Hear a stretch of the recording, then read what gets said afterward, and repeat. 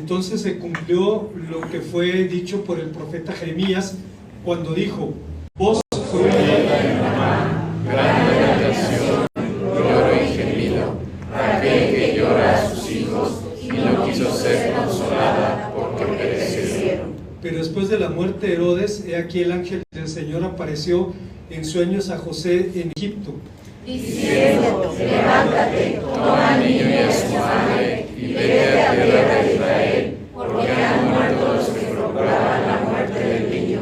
Entonces él se levantó y tomó al niño y a su madre y vino a la tierra de Israel.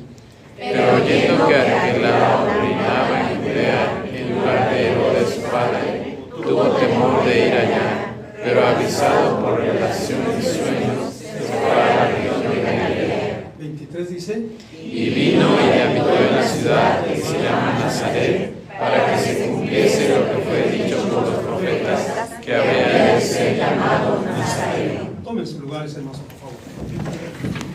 Se cuenta, hermanos, de dos hombres que discutían sobre asuntos religiosos y debatían sobre lo que cada uno de ellos creía.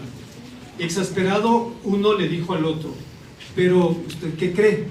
Y el hombre respondió: lo que cree mi iglesia. Bueno, ¿qué cree su iglesia? Lo que creo yo.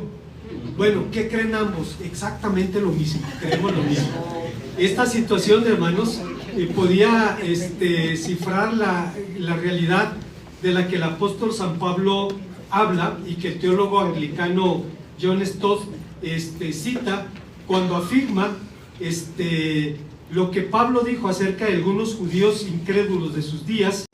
Podría decirse respecto a muchos cristianos de nuestro tiempo, porque yo les digo que dan testimonio de que tienen celo de Dios, pero no conforme a ciencia. Romanos 10:3.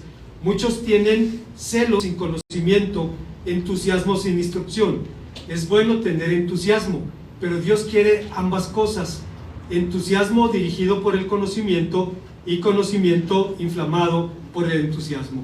Esto es especialmente importante de ser tenido en cuenta en nuestro tiempo, porque ahora es común escuchar alegatos sobre la igualdad en autoridad moral y espiritual de la Biblia, los Vedas, del hinduismo, el canon Palti del budismo, el Corán del Islam.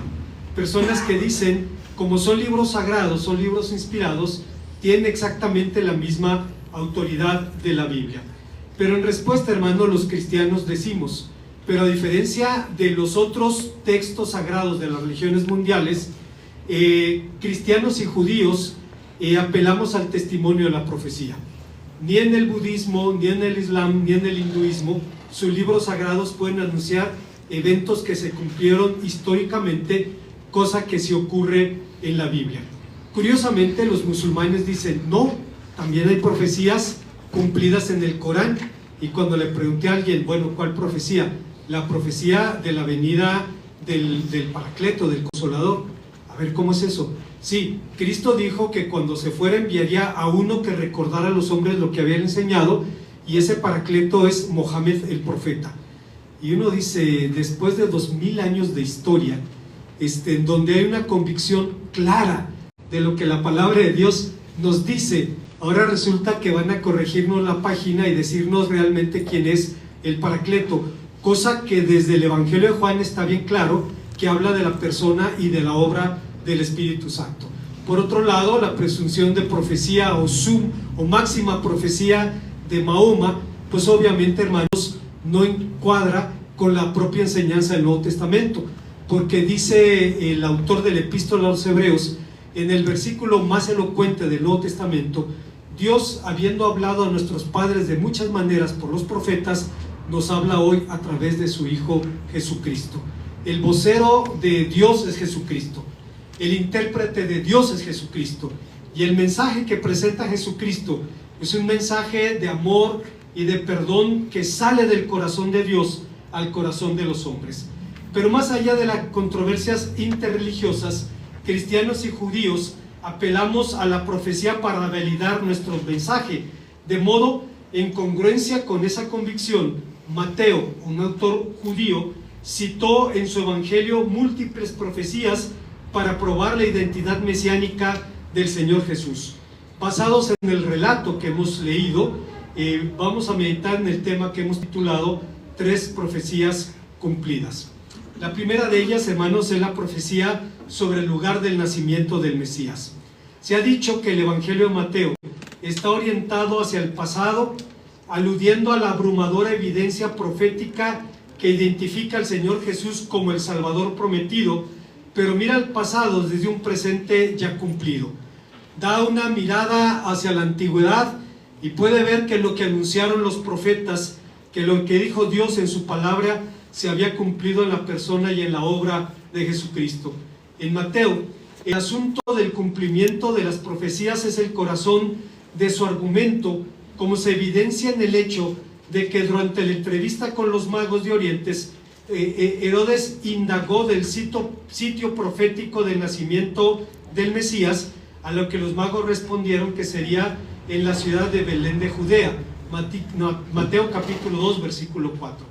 ¿Qué importancia tendría que el Mesías naciera precisamente en esa ciudad? La importancia del hecho radica en la conexión del Señor Jesús con la tribu de Judá y más específicamente con el linaje de David. Ustedes saben, hermanos, que el primer rey de Israel no fue judío. El primer rey de Israel era benjaminita. Estamos hablando del rey Saúl. Cosa extraña, porque desde su último discurso, desde su discurso de despedida, el patriarca Jacob dijo que la realeza iba a recaer en la tribu de Judá. ¿Por qué entonces el profeta Samuel, o Dios manda al profeta Samuel, a que unja a un benjaminita que no estaba contemplado en la promesa de la realeza? La respuesta más obvia es que Dios mandó a Samuel que ungieran a Saúl, escuchando la voz del pueblo, para que el pueblo supiera lo que sabes cuando te sales con la tuya. Hermanos, el pueblo le pidió a Samuel un rey, pero tenía un perfil específico. Ya no queremos ser diferentes. Queremos ser como los otros pueblos. Y queremos un rey que nos lleve a la guerra, como los demás pueblos. Ya tenían la vocación bien definida, cuando a la luz de la Biblia el rey de Israel debía ser el guardián del amor de Dios por el derecho, es decir, un hombre que pastoreara al rebaño en el conocimiento y en el temor del Señor.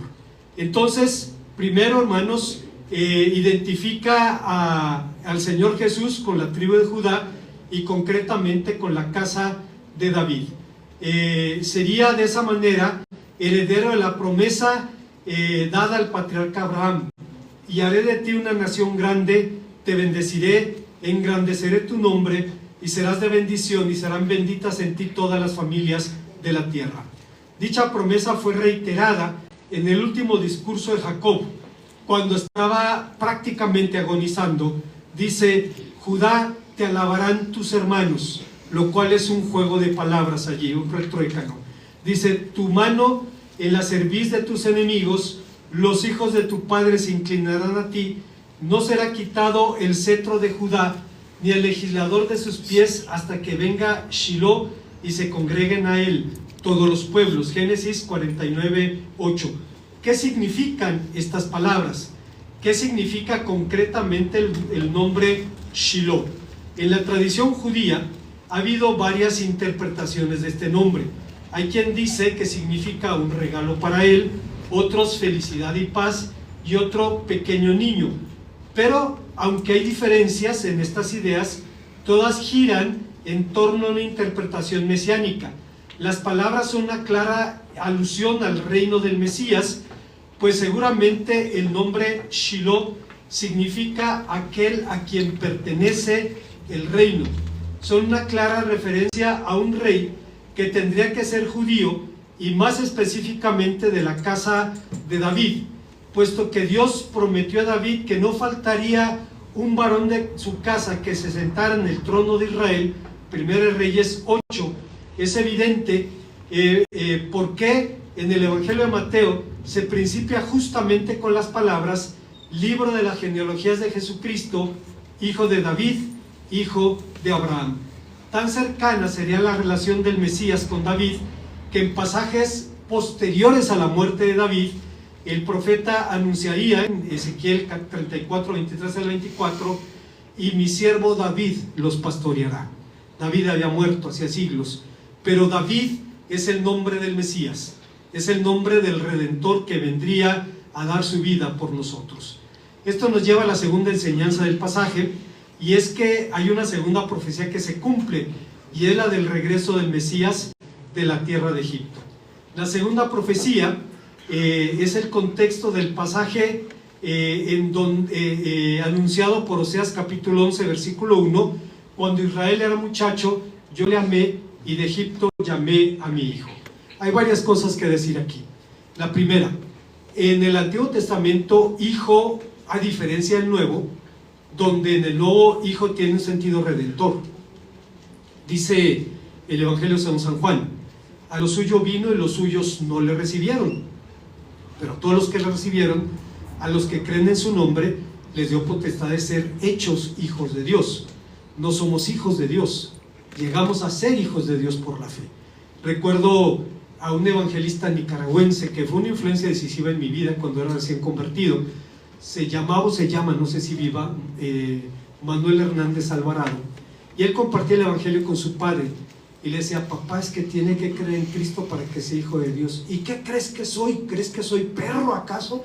Porque para él era evidente que ser un humano significaba ser hijo de Dios.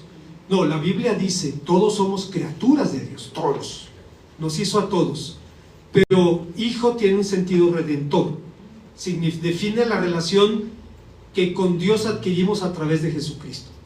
En el Antiguo Testamento, hijo de Dios era el Mesías, hijo de Dios era el pueblo de Israel, o los ángeles. Son los tres que reciben el privilegio de la filiación, el ser hijos de Dios.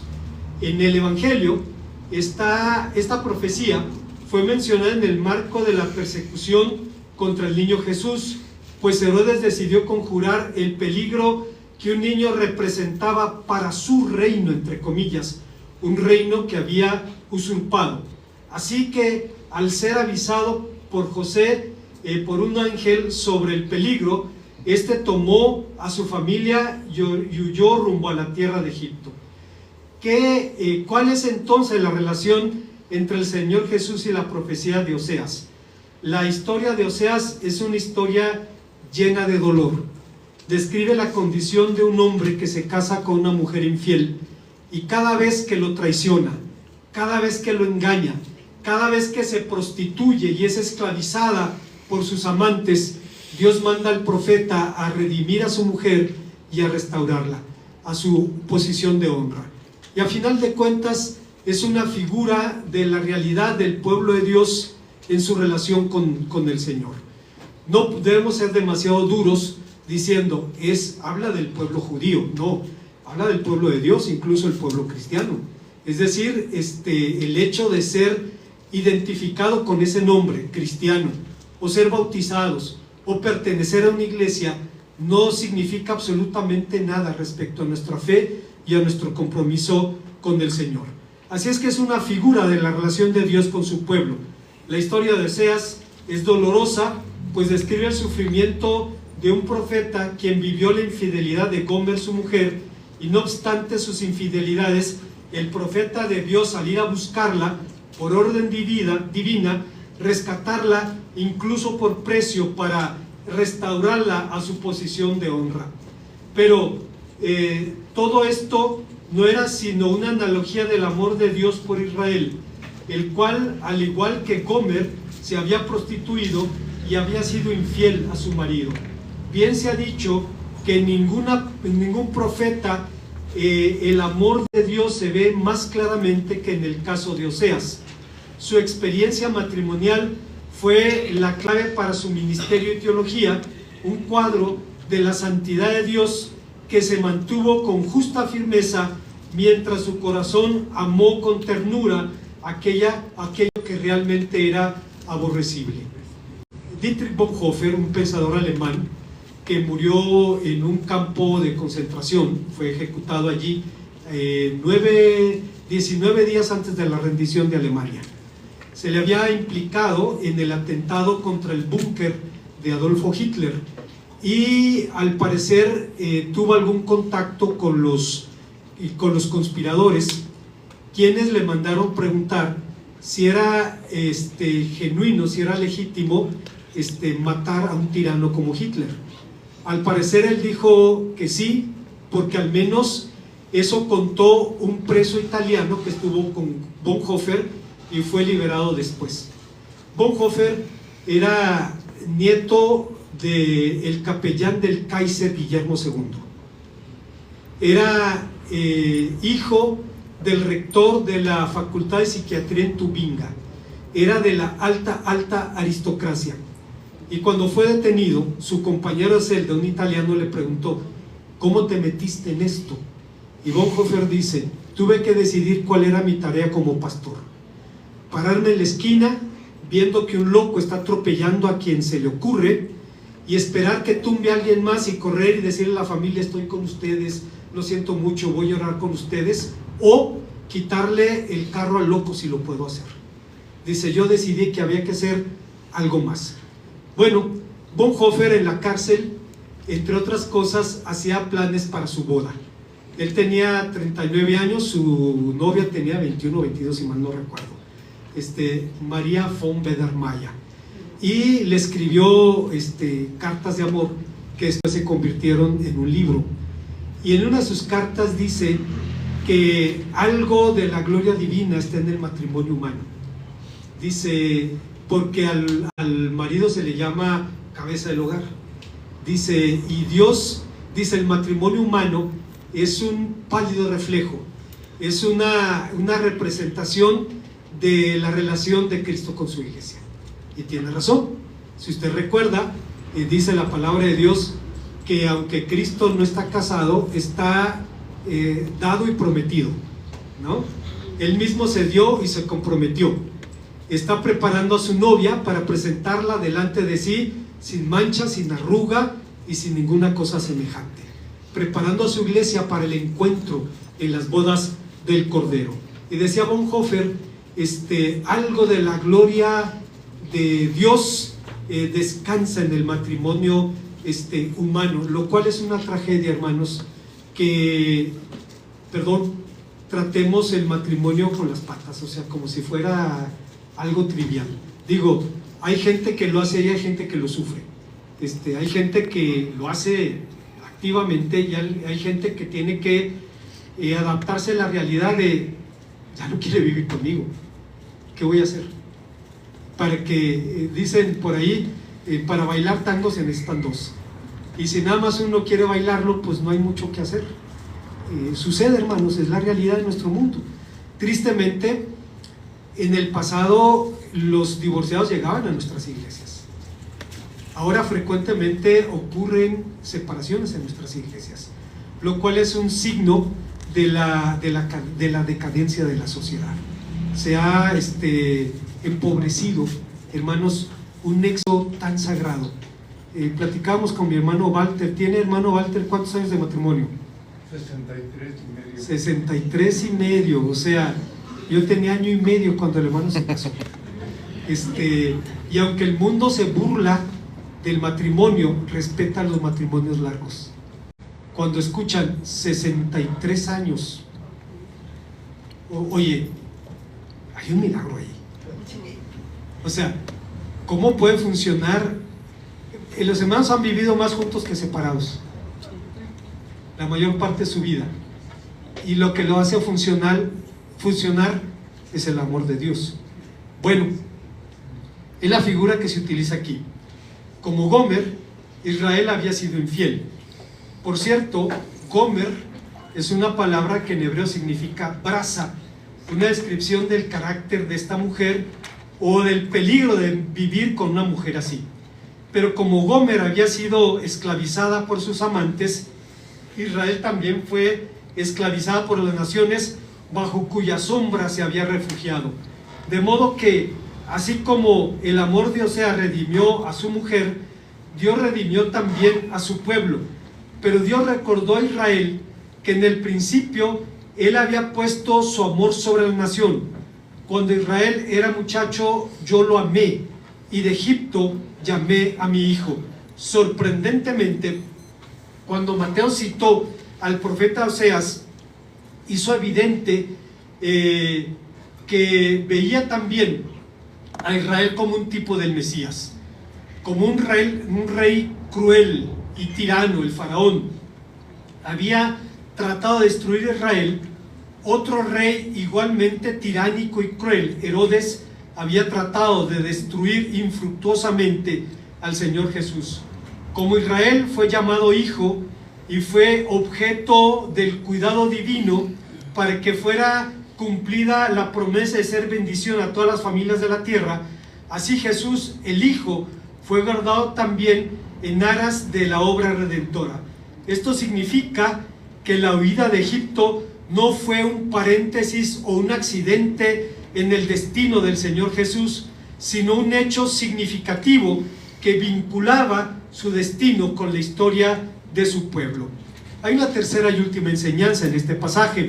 En este texto, Mateo cita también la profecía sobre uno de los nombres del Mesías. Como dijimos anteriormente, tanto para judíos como para cristianos, la profecía es fundamental para sostener nuestros discursos. Evidencia de este hecho es que en el judaísmo la ley de Moisés diga: ¿cómo conoceremos la palabra que el Señor no ha hablado? Si el profeta hablara en el nombre del Señor y no se cumpliera lo dicho, ni aconteciere, es palabra que Dios no ha hablado, con presunción de su corazón habló el tal profeta. Trágicamente hoy día en Enlace usted ve chifladitos que tienen su agenda profética para el 2026. Recuerdo a uno de ellos, Guillermo Maldonado, que dijo: en 2019 Dios te dará el doble de lo que te ha dado. Pero lo que no dijo es que era doble de enfermedad, doble de pandemia, doble de pobreza, doble crisis económica. Fue todo lo contrario. Y me pregunto, ¿y por qué los sanadores no salieron a acabar con la pandemia? Hubiera sido su oportunidad de oro para dar testimonio de lo que predican. No lo pudieron hacer. Y cuando a esos les preguntan, oye, pero de tu agenda profética esto no se cumplió. Ah, no, pero mi récord sigue siendo bueno. Tengo tres puntos buenos por 5 malos. Entonces sigue siendo bueno. No, la Biblia no enseña eso. La Biblia dice: cuando un presunto profeta hablare y no se cumpliere, es palabra que Dios no habló. Claro, para ver si se cumple o no lo que dice el supuesto profeta, a veces hay que esperar tiempo. Porque si un día yo me levantara y les dijera: hermanos, en el 2040 Jesucristo va a volver, pues tengo ¿cuántos años todavía? Tengo un buen tramo antes de ver si es cierto o no. Pero hay otros criterios objetivos. Cuando el discurso profético se desliga del mensaje moral. Hermanos, la esencia del mensaje profético es un llamado a la conversión. El elemento milagroso o predictivo es accesorio. El elemento fundamental es un llamado a la conversión. Dios le dice al profeta Jeremías o Ezequiel, no recuerdo cuál de los dos, le dice: si hubieran estado en mi consejo los presuntos profetas, habrían declarado mi voluntad, habrían llamado al pueblo al arrepentimiento, a la conversión. Así es que si un profeta separa el mensaje moral, si un profeta no es una molestia para los poderosos, sino que busca adularlos y halagarlos, es un falso profeta. Hoy en día los supuestos profetas no molestan a nadie, y mucho menos a los ricos o a los poderosos. Usted los ve retratándose al lado del señor Trump, felices porque están codeándose con el poder. Hermanos, los verdaderos profetas eran una peste. Se le dijo al profeta Elías: ¿eres tú el trastornador de Israel? Y el profeta dice: no, tú eres el que trastorna a Israel con tus fornicaciones. Obviamente, cuando el rey lo escuchó, se puso, como decía el hermano Kenji Kotsugi, face no happy, es decir, no estaba muy contento por lo que escuchaba, pero hermanos, les iba la vida de por medio. Así es que, en este caso, hermanos, simplemente es un mensaje que va acompañado de señales que vemos en cumplimiento aquí. Ahora, paralelamente, en el clásico discurso evangelizador del Nuevo Testamento, al que se le llamaba querigma, tanto la llegada del tiempo prometido como los eventos de la vida, la muerte y la resurrección del Señor Jesús fueron vistos como el cumplimiento de antiguas promesas. Hechos 2, 14 al 39, 3, 12 al 26, 4, 8 al 12, 10, 36, 43, etcétera, etcétera. No obstante, en el caso de esta última profecía, no está claro a quién está citando concretamente el evangelista. ¿En qué texto concretamente dijeron los profetas que el Mesías sería llamado Nazareno? Bueno, hermano, si usted busca con su lupa en la Biblia, no va a encontrar ese versículo, lo cual nos lleva a enfrentar dos posibilidades. La primera, que los profetas no es una alusión a varios autores, sino al libro de los profetas, es decir, la segunda sección de la Biblia hebraica. La segunda cosa es que los comentaristas bíblicos han sostenido diferentes posturas frente a este texto. Unos van desde la palabra de alusión a los nazareos, de los que habla Levítico capítulo 6. Dichos nazareos eran personas que se abstenían del vino, de cortarse el cabello, etcétera, etcétera. Pero esta era una consagración ritual. Cuando yo era niño, en el barrio donde crecí, había una señora muy religiosa que eventualmente le pedía a Dios o a la Virgen cosas, y para agradecerle usaba un hábito color blanco y una capa color azul, y se vestía así 6 meses, 1 año, así, diario. Obviamente, hermanos, cuando la señora Tere pasaba con su capa, pues toda la raza empezaba a tararear la melodía de Batman, ¿no? Porque iba la señora con su capa azul allí. Esa es una consagración ritual, ceremonial. La consagración del Señor Jesús nunca fue ritual. Vaya, Sansón dijo: he sido consagrado a Dios desde el vientre de mi madre. Pero ¿qué clase de vida vivía Sansón? Sansón tenía el mismo problema que muchos jóvenes cristianos tienen, y es una pasión por las filisteas. Sansón estaba obsesionado con eso y siempre se salió con la suya, hasta que se encontró con la que lo rapó y finalmente terminaron allí sus días. Bueno, la consagración de Cristo nunca fue ritual, nunca fue ceremonial. Se le criticó por no lavarse las manos, lo cual es altamente recomendable en términos de higiene personal, pero Cristo no debatía sobre eso, sino hablaba de lo que contamina al hombre, y dice: no es lo que tocas o lo que te comes, no es lo que entra en el vientre, sino lo que sale del corazón, los hurtos, las mentiras, las blasfemias, los adulterios. Eso es lo que realmente contamina al hombre, razón por la cual el lavarte las manos no te hace mejor moral y espiritualmente hablamos. Otros ven, hermanos, aquí una referencia futura al desprecio de la que el Mesías sería objeto. Si usted recuerda, Isaías dice que el Mesías sería despreciado y desechado entre los hombres. Tal vez usted sepa que en la Parashá, que es las lecturas de la palabra de Dios que se hacen en un año en las sinagogas, no está Isaías 53. Y no está porque 2 rabinos recomendaron que no se leyera Isaías 53, porque cada vez que se leía en la sinagoga había judíos que entraban en crisis de fe. Preguntaban: ¿de quién habla Isaías 53? Y no había muchas opciones. Los rabinos ahora dicen: habla de Israel, pero si usted lee con cuidado la profecía, no encaja con Israel, está hablando de alguien más, obviamente del Señor Jesús, y ya se anunciaba que sería desechado y despreciado entre los hombres. Los nazarenos, eran iguales. Cuando Natanael conoció al Señor Jesús, o le hablaron del Señor Jesús, dijo: ¿de Nazaret puede salir algo bueno?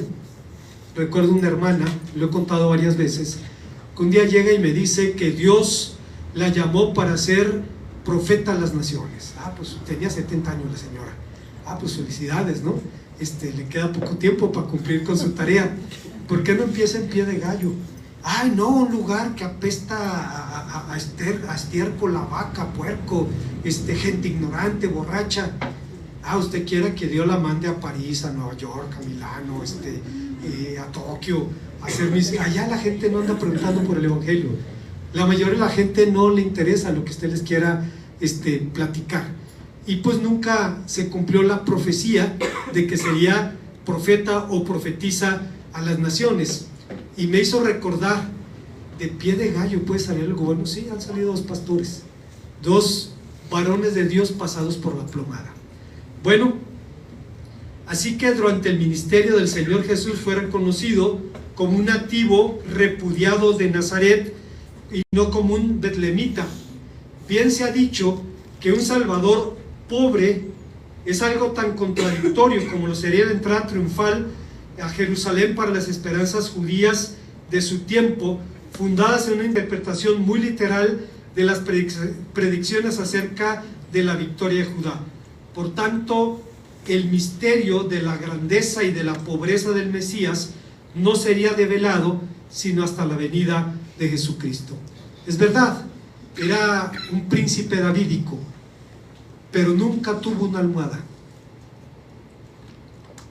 Le dijo a alguien que se ofreció a seguirlo: las zorras tienen su guarida, las aves de los cielos tienen sus nidos, el Hijo del Hombre no tiene una almohada donde recargar su sien.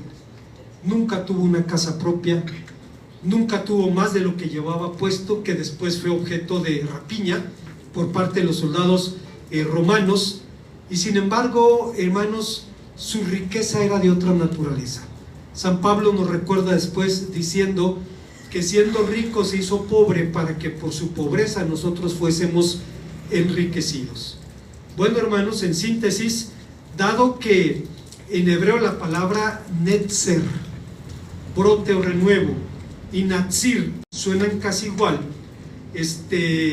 Mateo usaba un juego de palabras que era un método rabínico e incluso bíblico, ahorita voy a hablar de eso, diciendo que Jesucristo era el netzer, el renuevo de la casa de David, cosa que efectivamente Isaías había profetizado. Isaías dijo: saldrá una vara del tronco de Isaí y un vástago retoñará de sus raíces. Entonces, mediante este juego de palabras, que lo vemos también ejemplificado en el libro del profeta Amós, allá en el capítulo 8. En el capítulo 8, Dios le pregunta, le pone una visión de una canasta de higos a Amós, y le dice: Ma ata roé, Amós, ¿qué tú ves, Amós? Y él dice: Kayitz, una canasta de higos. Y Dios le dice: bien dices, porque Haketz, porque yo apresuro. Esa canasta, que si no era consumida se iba a echar a perder, como otra visión que tiene Amós, de unos higos tan pasados que no se podían comer, decía: yo apresuro mi juicio sobre la casa de Israel. Así es que Mateo usa un retruécano, un juego de palabras, y cambia la palabra natsiri por netzer, por renuevo, y nos enseña que Cristo, que fue despreciado por su generación, a pesar de eso era el renuevo del tronco de Isaí. En unas páginas cristológicas más gloriosas, el apóstol San Pablo dice: haya pues en vosotros ese sentir que hubo también en Cristo Jesús, el cual, siendo en forma de Dios, no estimó el ser igual a Dios como cosa que aferrarse, sino que se despojó a sí mismo, haciendo semejante a los hombres, tomando forma de siervo y haciéndose obediente hasta la muerte y muerte de cruz. La mayoría lo vieron y lo despreciaron porque su carne velaba su divinidad. Pablo dice: se despojó a sí mismo. ¿De qué se despojó? De su gloria, pero no de su divinidad. Cristo fue y es Dios y hombre verdadero. Era divino y humano. Algo paradójico para nosotros, porque en la iglesia cristiana en la antigüedad se debatieron, ¿qué es? ¿Es Dios o es hombre? Y entonces surgieron dos corrientes. Los docetistas, que decían, Cristo camina como hombre, habla como hombre, actúa como hombre, pero no es hombre, es una ilusión, es una... lo que significa parecer, es una apariencia humana. En el otro extremo estaban los ebionitas, que decían, no, Cristo era un hombre que se portó bien y Dios lo adoptó como su hijo. ¿O no dice la Biblia que cuando se bautizó Dios dijo, este es mi hijo amado en quien tengo complacencia, a él oíd? Bueno, la iglesia cristiana discutió esto, y ya en Nicea, los primeros concilios, se llegó a la fórmula Dios y hombre verdadero. Y Martín Lutero y Calvino y los reformadores decían, le puedes firmar al pie del credo porque es la declaración más contundente de la verdad bíblica. Bueno, hermanos, aunque fue desechado y despreciado, y no fue la excepción, dice Pablo que Dios escoge a lo débil del mundo y a lo vil del mundo para salvar al mundo, para salvar al mundo. Lo vieron mal, pero era el renuevo del tronco de Isaí. Como conclusión, una de las mayores aportaciones que el mundo evangélico ha dado a la civilización occidental es la tolerancia religiosa. No fue producto de la reforma protestante, sino de una segunda reforma, la reforma radical. Los protestantes salieron de la iglesia de Roma, pero conservaron elementos de la iglesia de Roma, jerarquía, liturgia, etc. La reforma radical, los anabautistas dijeron, no, hay que volver a la pureza evangélica, y propusieron la tolerancia religiosa para todos. Fueron perseguidos en una imagen macabra. En la Europa de ese tiempo, estamos hablando de hace 400 años, a los dos lados de los Alpes se levantaban humaredas de ¿cómo se dice? De hombres y mujeres que eran martirizados. La mayoría de las mujeres eran acusadas de ser brujas, y la mayoría de los hombres era por ser protestantes. Y los anabautistas predicaban libertad religiosa. Para darnos una idea, en 10 años en Inglaterra se mató a 20,000 anabautistas, un genocidio, pero predicaban Dios te da el derecho de creer o incluso de no creer conforme al dictado de tu propia conciencia. Tienes que respetar ese derecho. Y decían, se debe arrancar de las manos del Estado y de las manos de la iglesia la capacidad de ser la última palabra en asuntos de conciencia.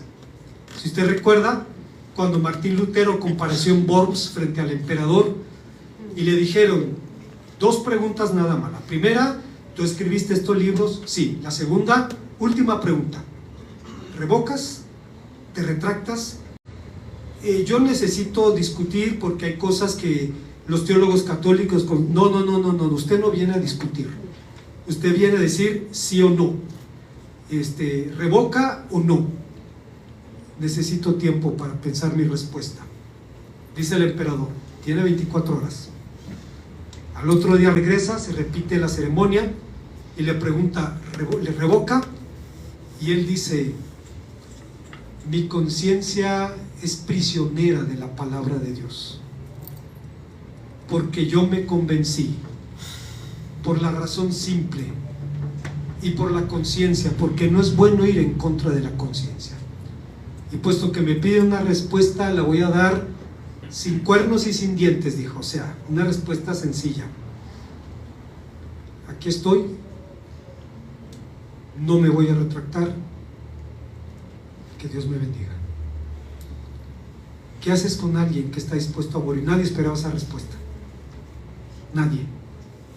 Estuvo debatiendo 8 días antes de que el emperador dijera, que se vaya, y que si ha de pasarle algo, que le pase.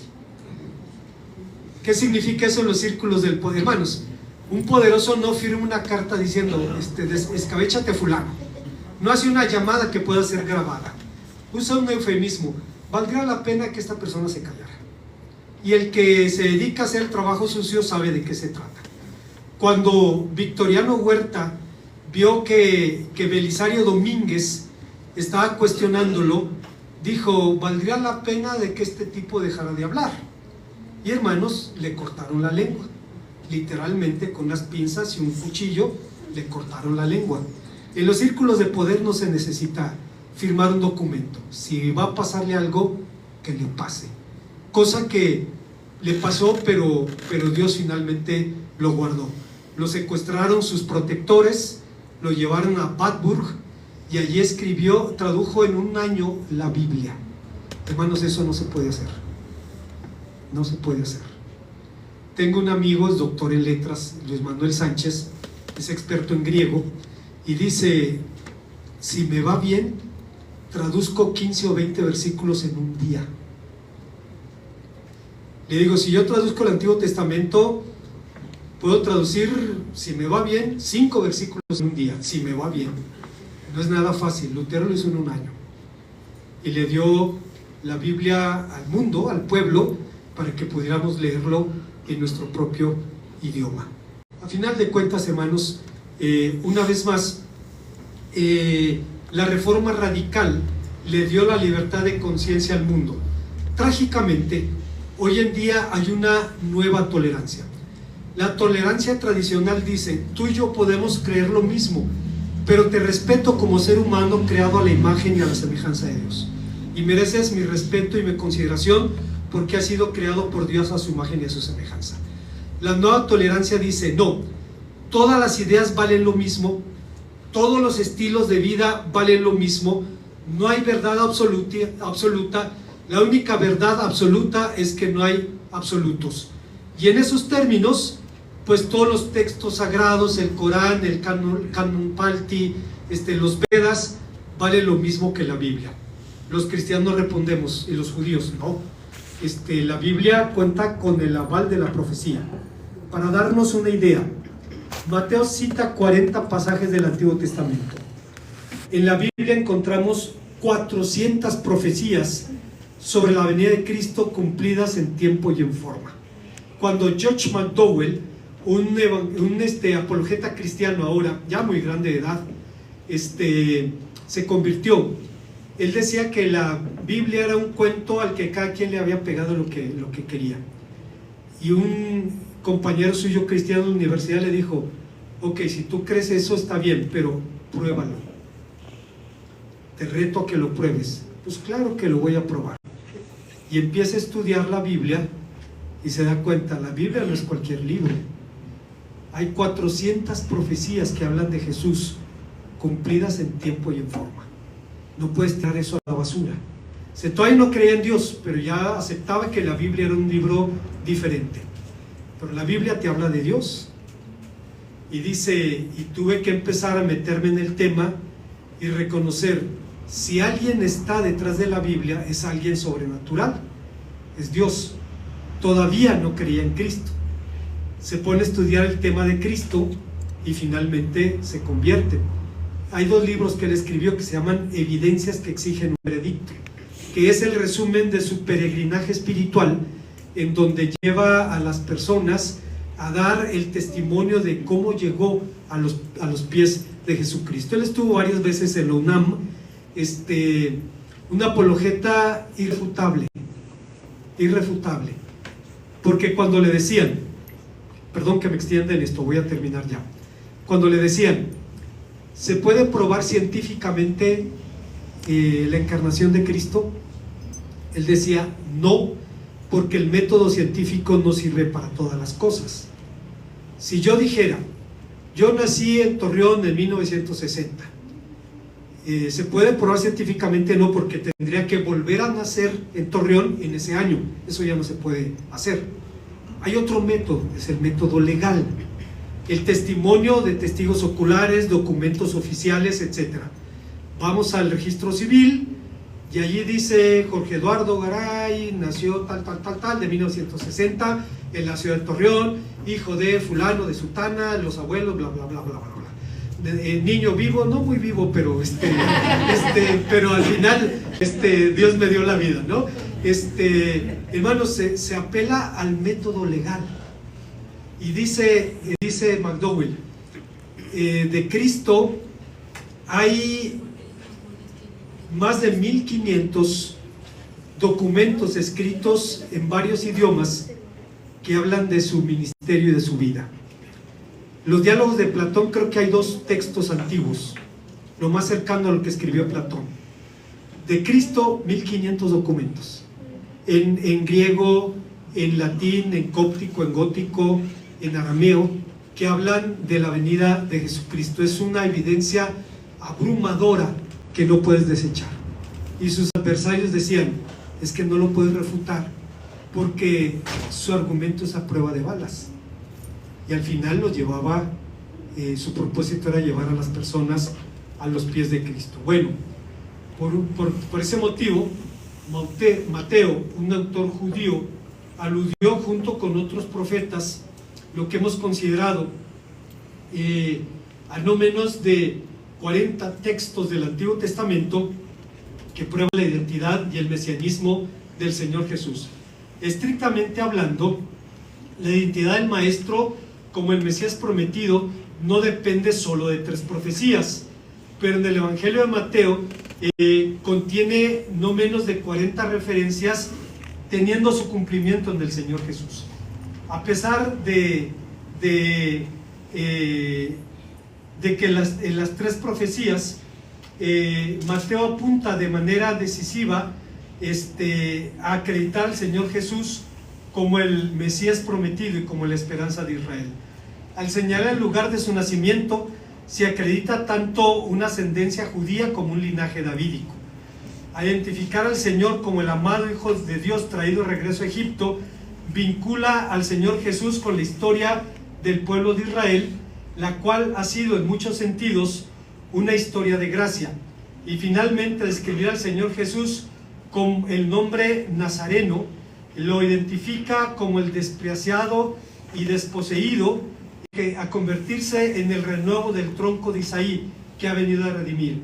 A fin de cuentas, el amor de Dios fue la única razón de la encarnación, por la cual el Señor Jesús decía resueltamente, porque el Hijo del Hombre vino a buscar y a salvar lo que se había perdido. Una vez más, en este tiempo, hermanos, escuchamos muchos debates religiosos y personas que tratan de minimizar o trivializar el mensaje de la Biblia.